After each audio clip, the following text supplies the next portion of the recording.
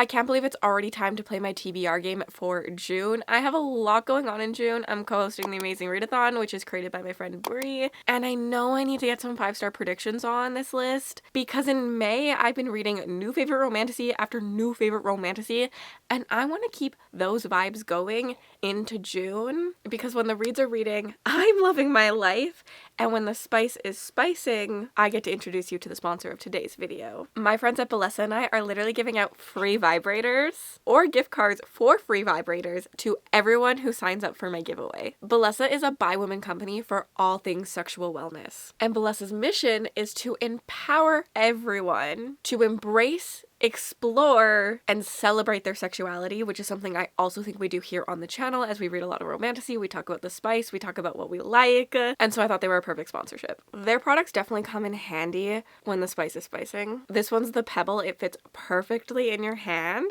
The vibration and the suction are independently controlled, so no like weird patterns that happen that you have to like wait through. You can decide what you want in the moment, which I love. The thump, I love that this case is so discreet. It literally looks like a glasses container. This toy does it all. It vibrates, suctions, and it thumps.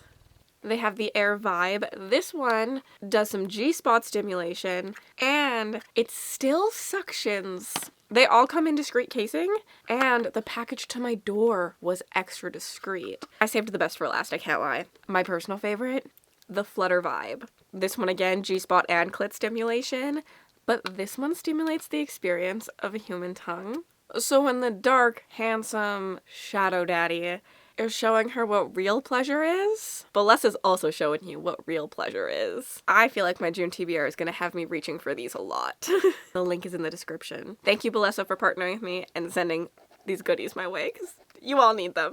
Back to my TBR. We're playing my TBR game, Snakes and TBR Stacks. It's inspired by Snakes and Ladders. The rules are pretty simple. If I completed my TBR last month, I roll 5. If I didn't, I roll 6. I didn't. I got distracted with all the 5-star vibes. If I hit a ladder, it's kind of like a reward prompt. And if I hit a snake, I have to add another roll to the month. Let's get right into roll 1.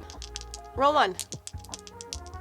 10. 1, 2, 3, 4, 5, 6, 7, 8, 9, 10.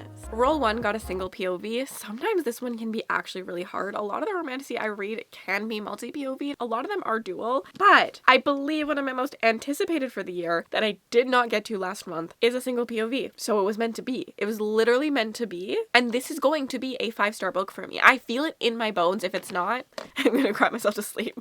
I'm just kidding. A Fate, Fortune, Fire by Hazel McBride. Born to Rule, Blessed by Fire, Broken by Desire. In this world, we used to have a matriarchal society, but that has been ruined by men. Kings with, like, bad heirs. Men, you know, they're the problem. And we follow our main character who's born to rule and blessed by fire, but she is hiding for the time when she can make her move. That time is now. When the current king dies, she is going to bond to his dragon and claim his throne, but when that happens, her plans are thrown astray. Her plot is foiled, and she's thrown into the political rulings of court, and her biggest adversary is a prince who is also a dragon rider. He is everything she despises, but behind enemy lines, she starts to fall for her enemy. Enemies to lovers, dragons, politics, matriarchal society that has been destroyed by men, but we're gonna see it come back. Buzzwords for me. Also, Rachel from Raven-Haired Reader has read this and enjoyed this, and I trust her word is law. I trust her. So, very excited to get to this one. And for the Amazing Readathon, which I forgot to mention a little bit earlier, I did kind of briefly mention it. It is created by Brie from 4 Paws in a Book, and I'm co-hosting it this month. I'm doing Team Illusionists with Brittany from Brittany Loves Reading. I'll have both their channels linked down below and the announcement video for the Amazing Readathon. It's based on the Amazing Race, and we get prompts that have to do with destinations throughout the month. We actually already know the prompts, we just don't know when we're gonna get them. There's 10 prompts this year, and all the destinations we go to are magical, so it's gonna be fun to like connect them. And as you go to all these destinations, you get points by reading the prompts and the sightseeing prompts, and you want to be the team with the most points at the end. I'm gonna win. I lost last year, so I'm on a redemption arc, but come join my team. It's going to be a lot of fun. I'll make sure to leave Brie's announcement video. The Amazing Readathon, I really like some of the changes that were made this year, and I think it's going to be a lot of fun. Like, you're missing out if you don't join it. But as I talk about my TBR, if I know it fits for a prompt for Amazing Readathon, I will tell you. So one of the prompts is an over-the-top cover, and in my opinion, there's just like a lot going on in this, and I would count count that as an overtop cover. There's just like a lot of patterns, a lot of colors. It's like shiny, like it just feels like there's a lot to it. So that would count for that prompt. I also am going to count it for a celestial or godly word in the title. I feel like fate is very godly to me, so that would count. It does have a romance. And for me, romantasy is just a comfort read at this point. Enemies to lovers is a comfort read, so I'd also count it for that prompt. I don't really read like cozy things, so I just count comfort read as like tropes that I gravitate towards constantly. And I think it could potentially count for large city, but I'm not 100% positive. Roll 2. 9. 1, 2, 3, 4, 5, 6, 7, 8, 9. Roll 2, we landed on black or white cover. This one's an easy one for me. Any single time I land on this, I want to add the next Zodiac book. I have fallen behind on my read of this series. I'm trying to get through it this year and I'm slacking. I'm halfway through the year pretty much. And I'm only on to book 4, so I'm putting Shadow Princess on this TBR. I love this series. It's just like a lot of fun. We're following 2 girls who learn that they're the long lost heirs to the Solaria throne, and in order to get their inheritance, they have to go to Zodiac Academy and graduate, and they want the money that comes with that. They don't care about the throne, but there are these men who have been taught that they're gonna rule that try to bully the 2 girls out of the school because they don't want them to take the throne from them. The intense amount of feelings I have while reading these are what I really look forward to when I read the Zodiac Academy books. Like, yes, they're fun, but they do have cool world building, but really I just have like an emotional impact that happens to me when I read them. Like, I really care about everything that happens in all the characters, and that's such like a blessing for me to read this year. So I really, really want to continue with them, and I hope that this is the month I get to read book number 4. I'm not sure Shadow Princess counts for that many amazing prompts, but I will probably do some sightseeing prompts. Every time we go to a new location, if you finish the like main prompt early, you can sightsee while you're in that magical land, and there's like prompts about the different things in the land. And then also, I'm all over it. My team, the Illusionists, has a prompt that gets us extra points, and for us it's school setting, and Zodiac Academy does have a school setting, so that 100% fits for that prompt. I could count it for Celestial Godly Word just because it is called Zodiac Academy, but that's not like the title of the book. It's the title of the series, but I feel like everyone says Zodiac Academy, Shadow Princess. I don't know. Maybe that's stretching a little bit too much. It does have a romance, so I could count it for that as well. The other bonus point that you get for Amazing is queer, since it is Pride Month, so you get bonus points for reading anything with LGBTQIA+ representation as well. Roll 3. 6. 1, 2, 3, 4, 5, 6. New. We're just missing all the snakes today. This can be either a new book to my TBR or a new release. It's kind of both because new releases are often new to my TBR. I'm going with Realm of Thieves by Karina Halley. This is another 5-star prediction for me. I've read from her before and I really liked her writing style, and so I think that like this story over the story I read could really, really work for me, so I'm really excited to get to it. I know that it's about the dragon egg black market essentially, which I think just sounds cool. We follow our main character. She tries to steal a dragon egg and like sell it for money, and like there's like some blackmail and stuff involved. I'm very, very much intrigued in this one, and I think that it could count for a lot of Amazing Readathon prompts. I'm counting as a violent word. Thieving, to me, violent. Maybe not for you. Me?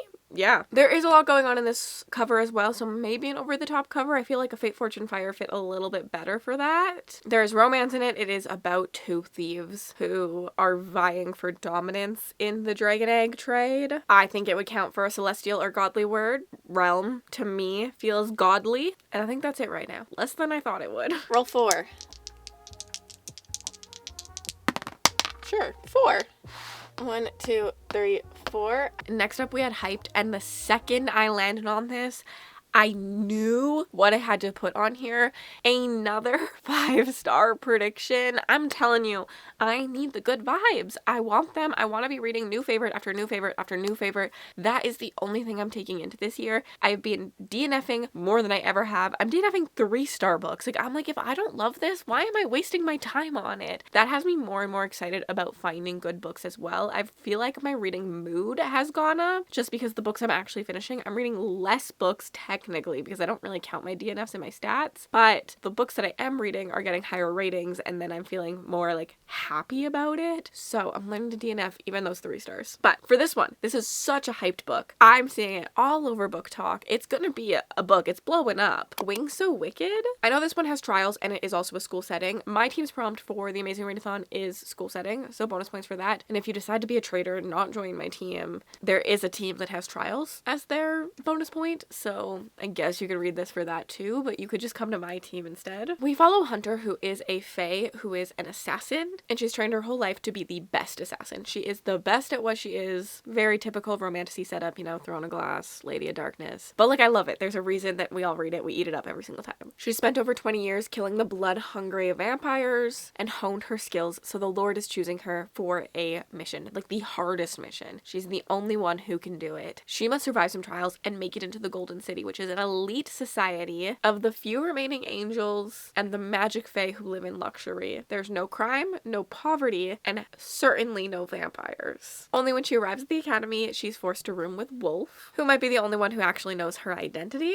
I also love like a hidden identity story. It's something that I really look for in books. I always think it adds like another layer of tension to the story, and these two end up learning that they may have to lean on each other to actually get out of this academy alive. I'm so excited for this one. I just think it sounds so good. It sounds like everything I want in a romantasy. It has a lot of buzzwords, and I mean, I have to be in on the hype if I'm gonna love it. Like, I have to know. I truly do. I get really, really, really swayed by hyped books. Like, I have to read them. Not saying that I'm gonna like them, but like, as soon as I see something get like big, I'm like, I need to try that. I need to let you guys know if it's worth your time, right? It also says slow burn on the Goodreads thing, which like sometimes Goodreads lies, but like I'm hoping we get a real slow burn. I love a good slow burn. For Amazing Readathon, can I count wicked as a violent word? A cover read, you know, enemies to lovers, just people murdering each other, exactly what makes me comfortable. I think this could be a large city, but I have to read it to find out. Celestial, a godly word, there's wings, so I'm counting that. It might get a lower rating the more people review it. It's at like a 3.7 right now, but it doesn't have a lot of reviews, so as it blows up, I think it might get a little bit lower, but we're gonna see. It will have a romance. I am not telling you about the shorter than the last book I read because that'll just depend when we get that prompt throughout the month. Like whenever that prompt drops and I have to read for it, I'll have to pick up a book based on length then, but I don't know that at this moment in time. Hello, Miley.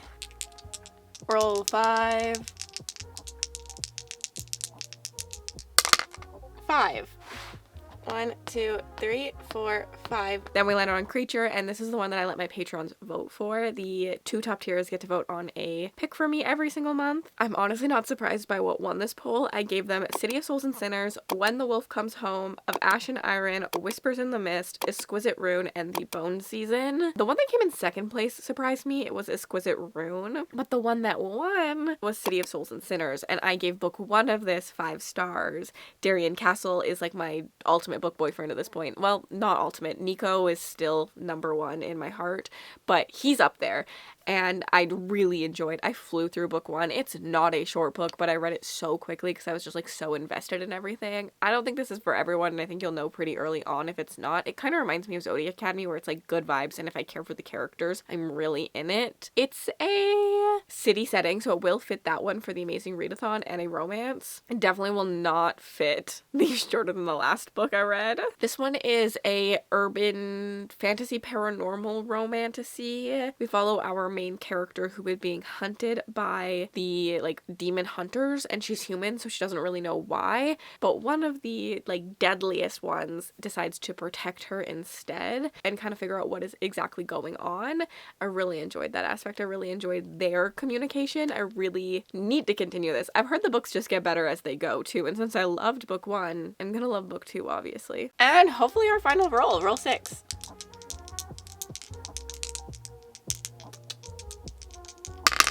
4 again. 1, 2, 3, 4. Nature. Nature on the cover. I honestly can't believe I made it through this month with not a single snake. I mean, we didn't also get a ladder, but like not a single snake. We were so close so many times. Just like one off, and that was stressful. But I made it. The TBR decided to be nice to me, which like I have a lot of reading plans for this month. I have to read 10 books for the Amazing Readathon, so I didn't need it to be nice to me, but like I won't say no to a nice TBR game month. Nature on the cover, I've decided to put the next book in the Lila Sage series. is. I believe there's grass on the background of this, and I am counting that. I read the first book in this, loved it. It was my vibe. 4 stars. I loved the banter. I loved the relationship. I loved the little bits of plot I got with like her getting back on the rodeo, the horse riding, racing path. I didn't know if this was going to be for me. I'm trying to read a little bit more contemporary romance this year to understand if it's something that like I do want to lean into more, I want to read more of. And this has been one of my favorite ones that I've read so far. I think the only one that I really like feel the same about that's not dark romance. I've liked a few dark romances, but I also really liked It Happened One Summer by Tessa Bailey. But the first book in the series by Lila Sage, I ate up, I devoured, and I also have heard that it just gets better with each one. So I'm very excited to dive into book 2. I'm gonna count this as a green cover. Green enough for me with that grass. Green cover is hard. Really, really hard. It obviously has a romance in it, and I have a feeling, just no matter what I read, I have a feeling this will be shorter than the last book I read, because most of the fantasy books I read are kind of long, so this could be like a good one just to like throw out when I need it. But honestly, I'm reading this for green cover. I got no other green covers in my life. The only other one I could read is probably the 3rd book in this series. Like, me and green covers, although they're some of my favorite books, I don't have a lot of them. I need more green covers in my life, apparently. I still need to make sure I read something for the chilling cover winter setting. I could really use some recommendations for that. Winter setting wise, a new favorite of mine that would count for you guys is Direbound. That does have a winter setting in it. And then I think I have to find something for low ratings that I might love. So like if anyone has any recommendations for something like that, I would love to hear for either of those, because obviously I don't know when those are going to drop, and what if they're first? I need like to have an idea of what I'm going to read. I'm a mood reader through and through, but I like to have like a concept still. I might not follow the concept, but I like to have a concept. Let me know if you're participating in the Amazing Readathon. You should. You really should. Don't have FOMO. Come participate. There's actually also a non-competitive team this year. If you just want to vibe and like do the prompts, there is that for you. But honestly, vibe and do the prompts on my team. Like, I want to win. I do. But like, if we don't, we still had fun. And we made lots of jokes and memories. The team chat's always fun. It's always blowing up. We're going to be giggling, smiling, having a good time. And I can't wait to like see where we all go. Like, I can't wait to see all the destinations for all these prompts. I love seeing everyone try and theorize on what they are. So that's a lot of fun. So definitely come join the Amazing Readathon. Leave me an eggplant emoji in the comments down below. We're gonna go there. Let me know what's on your TBR for the month, and the Amazing Readathon announcement is on the screen for you to go check out. Same with my school setting TBR in case you want to join my team and read some school settings. And have yourselves an absolutely remarkable day.